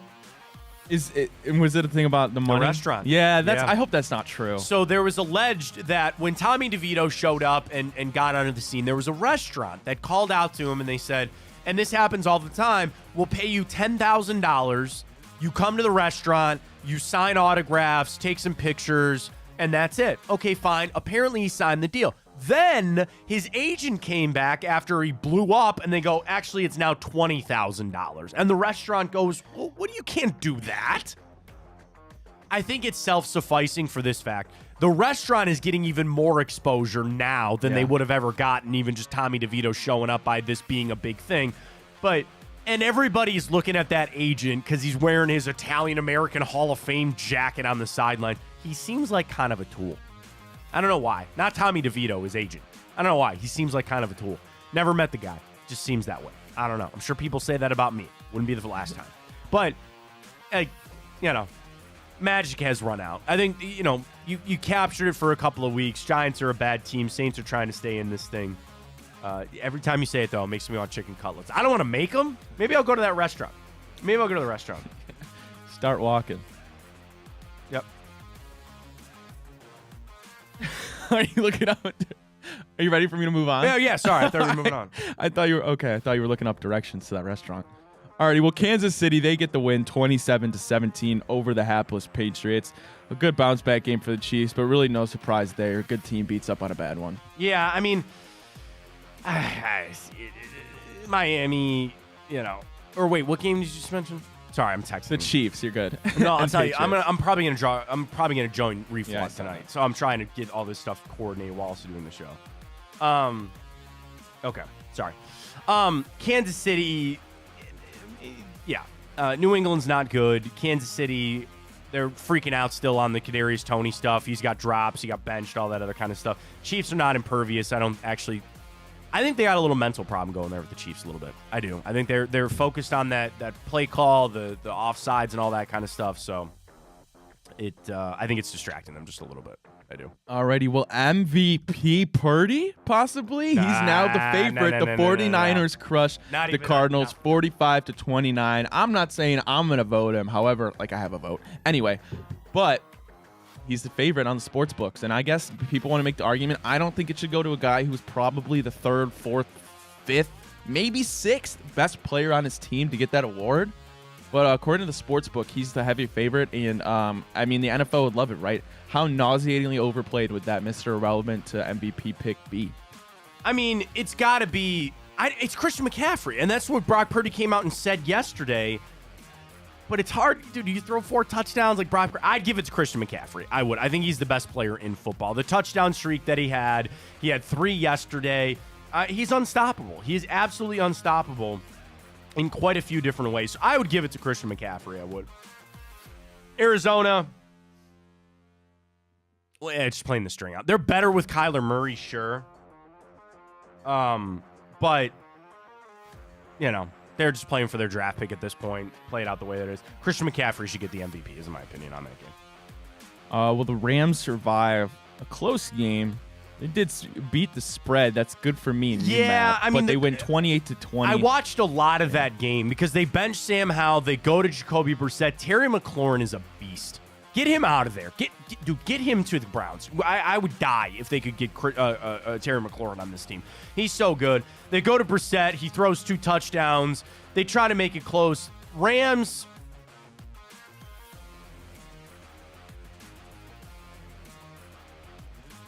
Are they good? Are the Rams good? All things considered, I'd say so. Okay. I wouldn't consider them bad. That's what I'm saying. I don't know. Here's the thing about the Rams that I continue to look at, and I just stare. Matt Stafford's one, and I guess as any quarterback, he seems like he's always 1 hit away from leaving the game. He seems like he's perpetually injured. I don't know.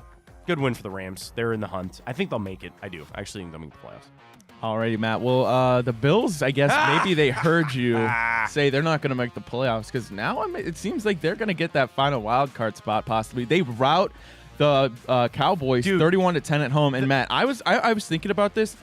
I think the Cowboys and the Browns this season are the 2 most Jekyll and Hyde teams at home. That's versus the home-dependent teams. They're 2 completely different teams. They cannot play on the road. They just can't do it. Dak, he was running for his life. It got snippy. It got trashy. There was fouls. There were penalties, all that other kind of stuff. Dallas, I mean, they just don't play well on the road. And here's the thing. They're going to have to go on the road unless they win the division, which I don't think they're going to do. So you're going to have road playoff games the whole way out.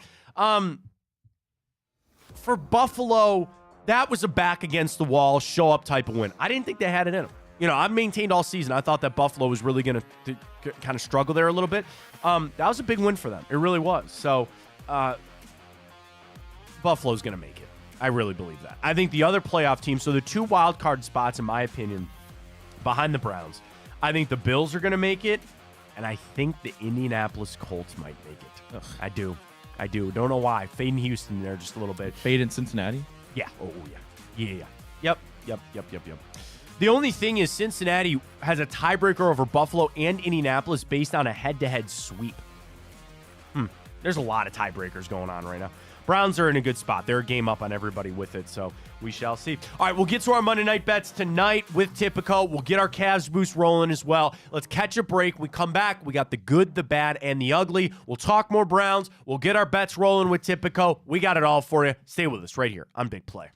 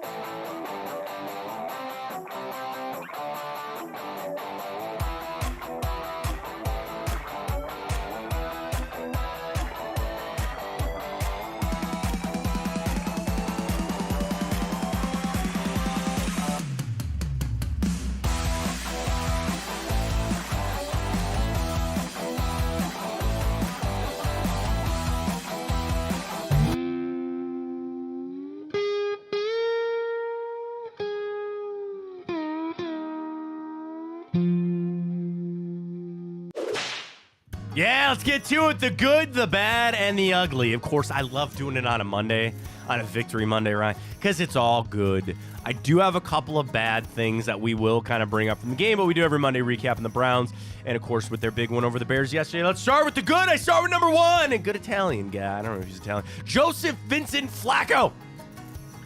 What he's brought to this team has been crazy. It's been incredible. The accuracy, the timing, the fitting into this offense has been so great. And they have found a different gear, I think. You know, to be able to say, like, we're going to have to throw to win this game yesterday. That's what they did. That's what they had to do. And you assume that the run game will be able to pick up if they can get some of the offensive line injuries back and get that kind of figured out. But Ryan, I never thought I'd be in a world that I'd be sitting here and saying that the Browns with Joe Flacco are going to have to throw the football to win games, and they're actually doing it. I didn't think that would ever be a thing. I didn't think, Matt, to be honest with you, I didn't think it was possible for a Browns quarterback to consistently throw over 300 yards. But it's been beautiful to see. It's been something that I feel like we haven't had since I've been watching the Browns almost. No, and the thing about Flacco, they're chunk plays. I mean, you're getting some deep shots. The Marquise Goodwin, certainly the one to Amari Cooper. But he throws the ball everywhere really well. You know what I mean? Some guys don't have the touch on the short passes, can't throw the deep stuff. I mean, he really can do it all. And that, I think, opens things up, certainly, for where this team is at offensively and trying to do. Number two on the good, of course, David Njoku. 10 grabs, 104 yards. I think a good tight end just is such an X factor on an offense. I know Miami might be a prime example of not having one because they had, Durham Smythe is their guy. But I look around the league, and a lot of teams that put up points or teams that have they have a really good tight end. Kittle and Kelsey and Kincaid and Sam Laporta and all these guys. And David Njoku has the skill set to be up there with any of them. Truly, with any of them. And it's scary because watching Evan Ingram, he's another guy, right? When you have a guy like that with this speed, I'm not talking about just these 6'6" guys or they're just these massive bodies like Gronk, right? Gronk was just a massive human being, and he was quick for as big as he was, but I don't know if he was necessarily fast. Njoku is fast. Eric, that's how I was laughing. Evan Ingram is very fast, at that tight end position. I don't think Kelsey is fast. He's just like gets open, right? Yeah. He has got a good sense of the game. I don't think Kittle is overly fast, but Njoku, he can move, man. He can scoot, and then he's stiff-arming fools left and right. When you add that to any offense, but let alone a guy like Joe Flacco who can get it to the quarterback, I mean, that's a very good thing in my opinion. Yeah, it is, and it's so funny. We mentioned this earlier in the show about his ability after the catch. I mentioned how the first person to touch him 90% of the time isn't going to be the one that brings him to the ground unless he's got some help with him. And it's funny because David Njoku is fast, but just maybe because he's so big, Matt, the way when he runs, I'm like, it looks like a semi, kind of almost in slow motion, but it gets the job done. Yeah. Nobody's bringing him down, and it's so fun to watch. And it is Gronk-esque, and he's been by far, I think, well, obviously with Amari Cooper there as well, but what we've needed, and to be able to unlock him like Joe Flacco has just been the reason this team's been able to win these games. Another good for me, defensive turnovers. They come in bunches. You forced the 2 interceptions yesterday. I know you gave up a couple as well, which was really hard to do. You got that massive shout out to Diabate, man. Getting that punt fumble recovery there to set the Browns up well. We know it comes in bunches, it comes in waves, but the Browns, and I know Newsom had one that he was looking at, another one that he was about to get, and it was too behind him a little bit, it seemed like. But this team is, they're ball hawking a little bit, which I think is great, and getting their hands on the football on the defensive side of things. That's when you start making plays. That's when you start getting a little bit of flow on that defense and figuring it out. And just, again, it makes it really hard on an offense when this team, you're going for tackles and stuff, but the turnovers on defense, they come in bunches, and I'm loving seeing them right now. Yeah, and well, thank God we're getting them, Matt, because I believe since our early bye week, we've just had one game where we haven't turned the ball over, and so we need our defense to make up for our mistakes as well. So it's been really nice to see, and credit to them once again. big part of why we came out yesterday with a victory. I think Dustin Hopkins deserves some love here on the good. You put him in position. You felt really good about it, but the Browns did a nice job. They just could have been, we're just going to settle here at the 40-yard. They get that big one and they're like, no, we're going to pick up some more yardage here. But Hopkins certainly changes the game a lot there. On the good, I got to shout out all the fans and the home field advantage that the Browns have. It's, we've searched for that for so long because people would always talk about the Browns and the Browns fans and what a great fan base it is. We were never able to capitalize on it. Now we are. And Cleveland Browns Stadium is a tough place to play. And that was apparent yesterday. So shout out to the fans creating that home field advantage. But I also, Ryan, I want to give credit to Kevin Stefanski because he embraces that too. And I know it kind of comes off as coach speak a little bit. But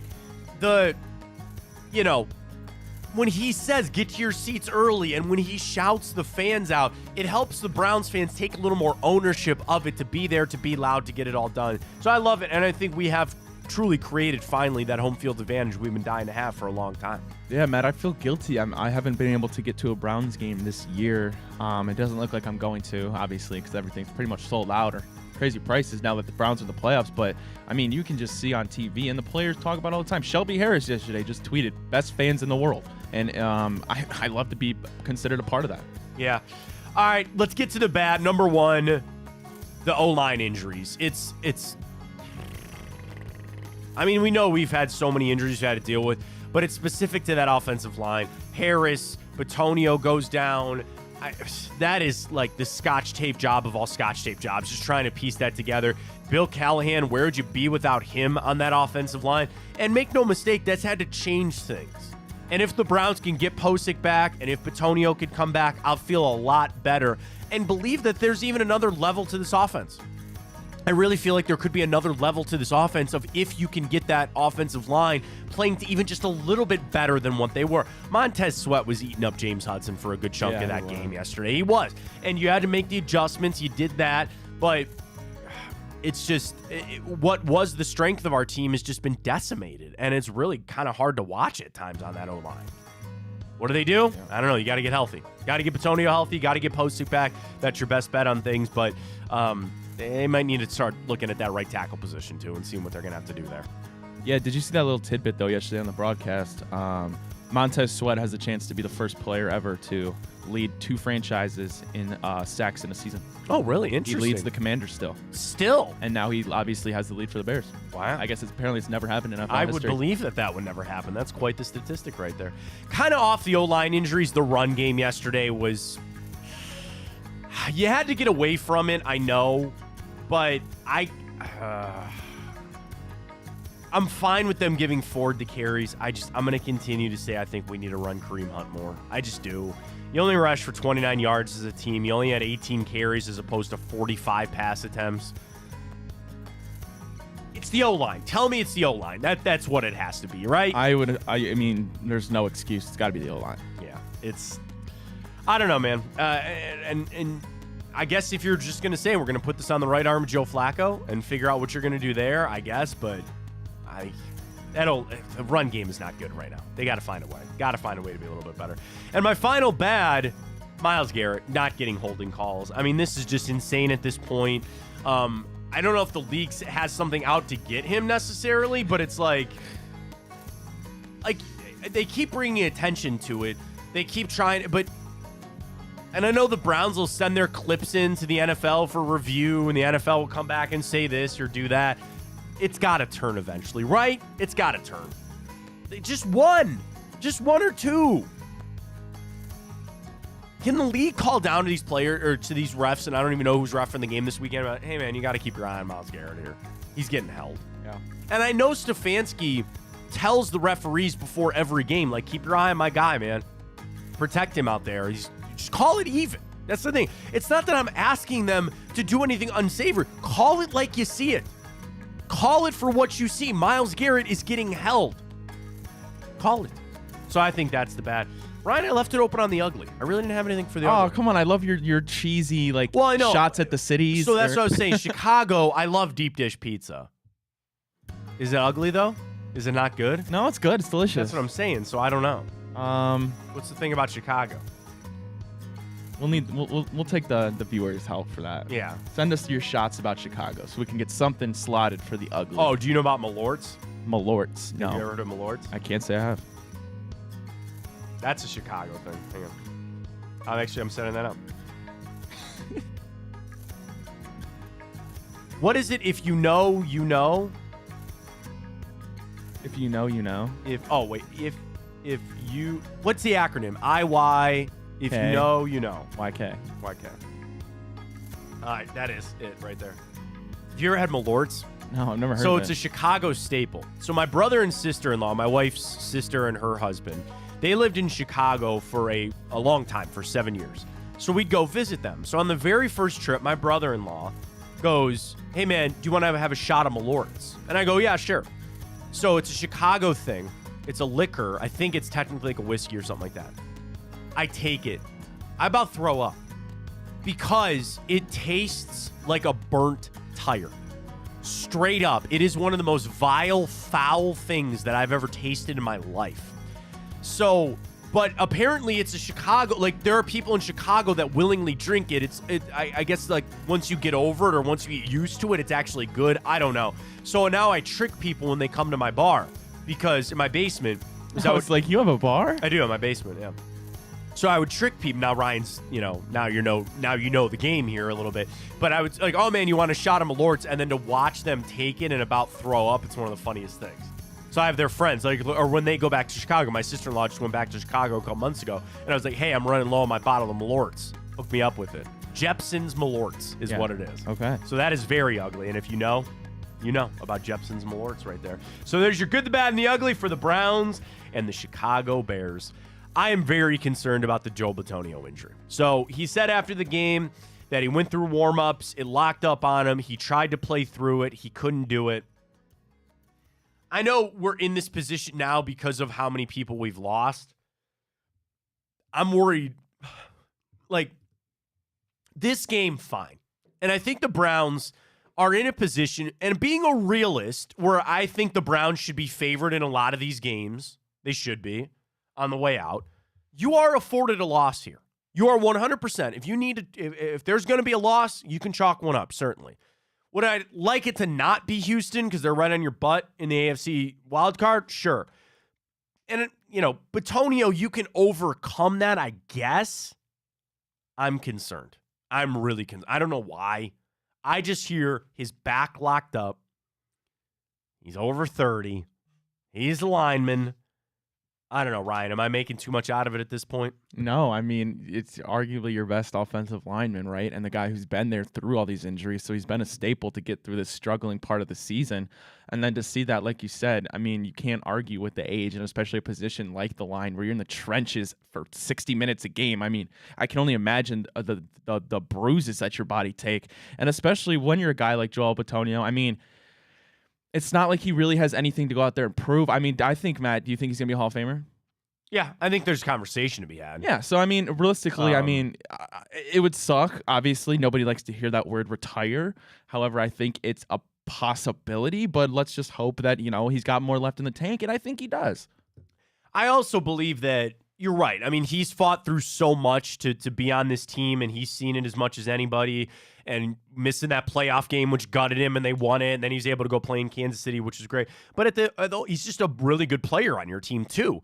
And in a line that is missing so many other guys, I feel like, and I'd love to ask Kevin Stefanski about this. I don't know about a press conference type of thing, but I just love to sit down and talk ball with him.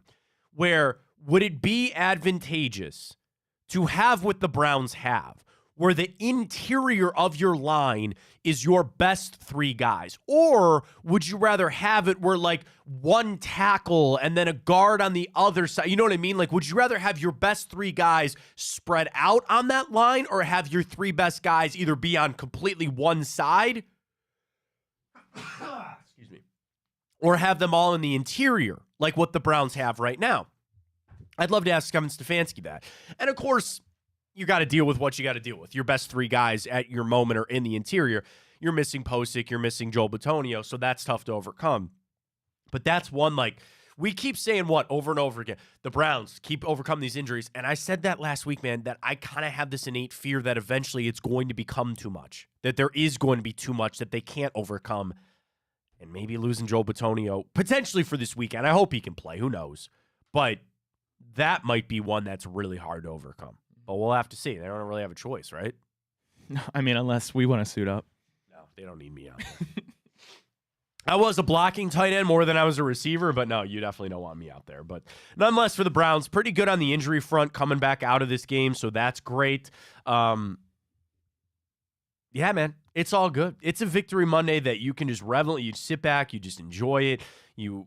It just feels so good. It just feels absolutely so good. It's going to feel good when we hit a couple of bets tonight with our friends at Tipico. Use that code BIGPLAY100 when you sign up. Deposit and bet $25. You get $100 in bonus bets when you use the code BIGPLAY100 when you sign up tonight. So if you haven't signed up yet, we got a boost that we're going to get rolling to here in just a second.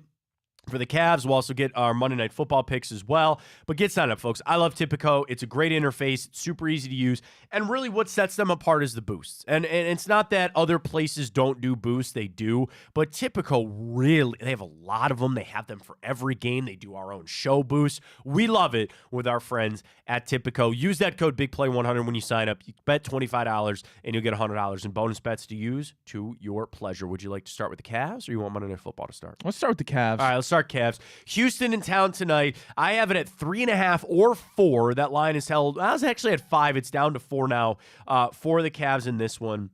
Rockets coming in at a respectable 13-10. Of course, Cavs just a game over, or 2 games over 500 now at 14-12. Let's take a look at Houston. Their last 10 games, they were on a pretty impressive 5-game win streak. They beat Memphis twice, San Antonio, Denver, and OKC. Last time out, they played yesterday, Milwaukee, and they lost 128-119. We know for the Cavs, had that little semi-losing streak, 3 games there. They come out, they beat Atlanta, but they're going to be without Evan Mobley and Darius Garland for this game as they're going to be out for a couple of weeks with that. Let me get to some trends here for you. Houston is 5-1 against the spread their last 6 games, 5-1 straight up in their last 6. But how about this?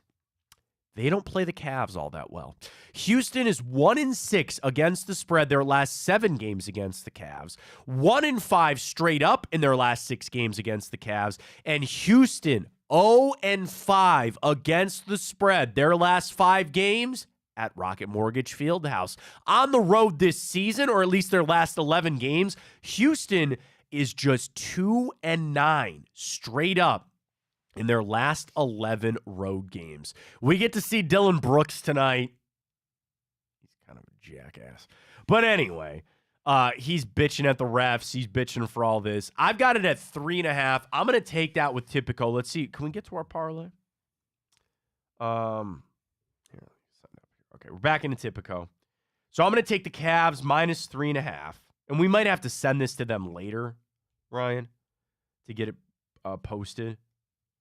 Because I still don't think they have the player props up yet. All right, Cavs Rock. Actually, oh my God, I already have it at 4.5. Did somebody get ruled out? 4.5 for the Cavs. Same game parlay. Player props. Oh, Jared Allen's up now. Okay, let's do it. All right, all same game prop. I'll take the Cavs minus the 4.5. That is fine. Jared Allen over under rebounds are at 10.5. That's kind of a lot. It is kind of a lot. Do you want to do points and rebounds? Yeah, let's do that. Points and rebounds is over 25.5. So you'd be asking for a little more than a double. I would hope he's got to step up. So over 25.5 points and rebounds for Jared Allen. I could see 16-10 game. All right, 3-pointers made. Anything there? Player points. Cavs total points over 110. They just scored 127 at home. So I know. You want to do that? We can do that. You want to do that? All right, here's our 3. Cavs minus 4.5. Jared Allen over 25.5 points and rebounds, and the Cavs as a team over 110. There it is. We'll send that over to our friends at Tipico. They'll boost that on up for us. Place your bet there. Let's get to Monday Night Football tonight. A 3-point spread, really only because There's some real questions surrounding the quarterbacks in this game. So Jalen Hurts battling an illness, Geno Smith battling an injury. I've got this at 3 on the side of the Philadelphia Eagles on the road. Opened at 5.5. It's down to 3.5. Let's get to some trends on this one. Philadelphia is 10-3 straight up in their last 13 games, but they are 0-7 straight up in their last 7 games against the Seahawks and 1-6 against the spread their last 7 games against Seattle. So that's kind of a weird one that they don't play Seattle all that well. For the Seahawks, 1-5 straight up in their last 6. I think they're really starting to falter. The under has hit 5 out of the last 7 games against Seattle and Philadelphia, and the under has hit 6 out of their last 6 games in total, and then 5 out of 7 the last 7 games that they played in Seattle. So it seems like the under might be the play for tonight. That is at 45. Open at 47.5. It's down to 45. 3.5 Philadelphia, Seattle. Ryan, cast your bet for this evening. Yeah, I'm going to go Philadelphia, So am I. and they better win this game or there's going to be some real serious question marks heading into the playoffs. Fortunately for them, the Cowboys did lose, so even if they were to fall to the Seahawks, they'd be okay. But, however, the Eagles have no business losing this game if they're a real contender, and despite their 2 recent losses, I still think they are. All right, let's get to it. Our big play bracket of the week. We got to post it all today. So Yeah. you want to pull it up? You want to fill it out in real time here? Yeah, we you and can I, do all that. right, I do can that. pull Pull it it up. Let's do it. Normally, we like to ask people for all their submissions, but we're off on Friday, so we have to basically do it all now for you. So here it is. We got our 1 seeds locked. We got our 1 seeds locked. So it's going to be your favorite holiday movie. So the 4 that we have, I can't quite see them over here. I'm assuming one of those is Elf. So it's Home Alone, Okay. Christmas Vacation, Okay. Elf, and Christmas Story. Okay. Then is Die Hard a Christmas movie? That's what we gotta figure Is out. Batman Returns a Christmas movie? I don't know. I guess we're the judicial system here. All right, I'm just going to throw these all at you and see. It's a Wonderful Life. Put Die Hard in there. Gremlins? Never seen it. Oh, really? It's a good one. That is technically a holiday flick. Bad Santa. What was the first one? It's a Wonderful Life. Yeah, It's a Wonderful Life. Put that in there. Do you want to put Frosty the Snowman? Yeah. All right, Rudolph probably needs to make it then too. Charlie Brown Christmas has to make it. Classic. Okay. I don't know, like what about like 4 Christmases and like Love Actually and stuff like Didn't that? you say you don't like 4 Christmases? I hate with 4 Vince Vaughn? Christmases. Yeah, I don't think it's very good. Got to put Charlie Brown Christmas in there. I'd like to put Batman Returns in there, but that's just me. Scrooged, if you're interested in that one. Miracle on 34th Street probably needs to make it. The Muppet Christmas Carol.